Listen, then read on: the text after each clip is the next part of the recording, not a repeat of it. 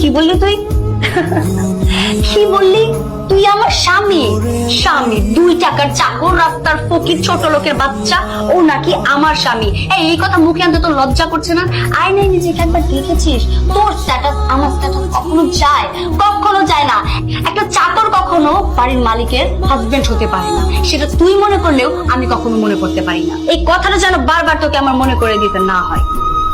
ভাই তবে আমার জুতোটা পরিষ্কার করে দে তাড়াতাড়ি। আয় দাঁড়া, কোথায় যাচ্ছিস? জুতা যেহেতু মুছতে হইব, কাপড় আনতে চাই। কোনো প্রয়োজন নেই। তুই যে কাপড় টানতে যাবি না, ওই কাপড়ের থেকে তোর এই গামছাটা অনেক নোংরা, সস্তা। তুই তোর গামছাটা দিয়ে আমার জুতা মুছবি এক্ষুনি।